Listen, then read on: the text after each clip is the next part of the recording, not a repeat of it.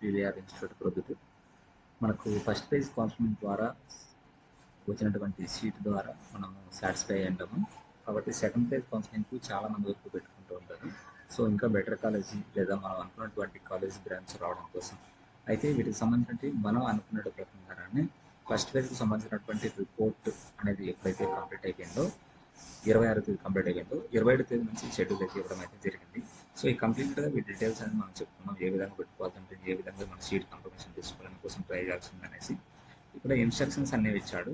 So మీరు గమనించవచ్చు, ఇక్కడ టిక్ లైన్ ఇచ్చాడు. The candidates who have not participate in the first phase are direct to their certificate verified in this final phase as per the schedule. So మనం certificate verification అవసరం లేదు, fee కొట్టు pay చేయాల్సిన అవసరం లేదు. Direct మనం వచ్చేసి ఏం తీసుకోవాలి, ఆప్షన్స్ మాత్రం పెట్టేసేయాలి అనేసి ఇక్కడ ఇచ్చాడు. వెబ్ కౌన్సిలింగ్ షెడ్యూల్ అనేది ఇక్కడ ఫైనల్ పేజ్ అని ఇచ్చాడు. అంటే మీకు సెకండ్ కౌన్సిలింగ్, థర్డ్ కౌన్సిలింగ్ ఉంటుందనేది మాత్రం అయితే లేదు. So only second counselling and final counselling కూడా ఇదే అనమాట. సో ఇక్కడ మనకు ఫస్ట్ టైం ఇచ్చాడు ఆన్లైన్ పేమెంట్ ఫీజు ఎప్పుడు వేయాలంటే ఇక్కడ 27 తేదీ నుంచి 30 తేదీ వరకు. అంటే ఎవరైతే ఫస్ట్ కౌన్సిలింగ్లో అసలే అటెండ్ అవ్వలేదు వాళ్ళు మాత్రం పే చేయాలి. మనం ఆల్రెడీ ఫస్ట్ ఫేజ్లో మనం ఫీజు పే చేసాం కదా, మనం అవసరం లేదు. రెండోది చూడండి, సర్టిఫికేట్ వెరిఫికేషన్ ఇచ్చాడు. సర్టిఫికేట్ వెరిఫికేషన్ అప్లోడ్ చేయాల్సిన సర్టిఫికేట్స్ 28 నుంచి 30 తేదీ వరకు ఇచ్చారు. ఇది కూడా మనకు కంపల్సరీ మనం పే చేయాలి, అప్లోడ్ చేయాల్సిన అవసరం అయితే లేదు. సో థర్డ్ వన్ వచ్చేసి ఎక్సైజింగ్ ద వెబ్ ఆప్షన్స్ అని ఇచ్చాడు. వెబ్ ఆప్షన్స్ మనం కంపల్సరీ పెట్టుకోవాల్సి ఉంటుంది. కాబట్టి ఫస్ట్ ఫేజ్లో ఎవరైతే సాటిస్ఫై అవ్వలేదో వీళ్ళందరూ మాత్రం ఇంకా బెటర్ కాలేజీ అండ్ మీకు నచ్చినటువంటి కాలేజ్ బ్రాంచ్ అనేది 28వ తేదీ నుంచి 30వ తేదీ లోపు ఇవ్వడం అయితే జరుగుతుంది అనమాట. ఆప్షన్స్ మీరు బాగా చూస్ చేసుకుని ఇంకా బెటర్ కాలేజ్ మాత్రం పెట్టేసేయండి. అదేవిధంగా చేంజ్ ఆప్షన్స్ వచ్చేసి 1వ తేదీ మీరు చేంజ్ చేసుకోవచ్చు. తర్వాత 4వ తేదీ మీకు అలాట్మెంట్స్ అనేది ఇస్తారు.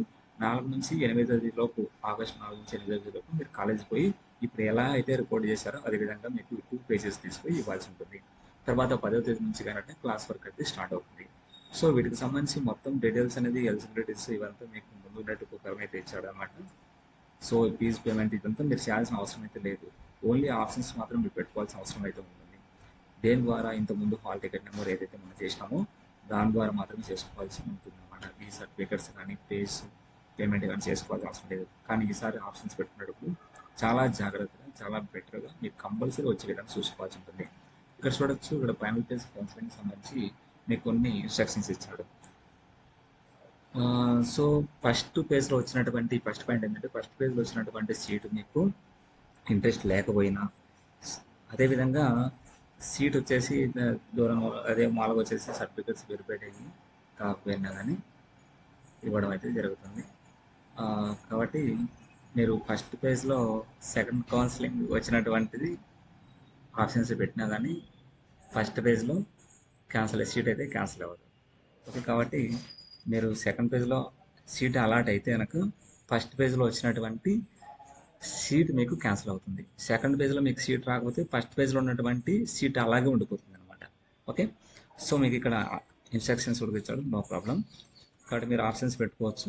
దీని మీద ఏదైనా డౌట్ ఉన్నా కానీ మళ్ళీ మీరు డౌట్స్ క్లాప్ అయితే చేసుకోవచ్చు అన్నమాట.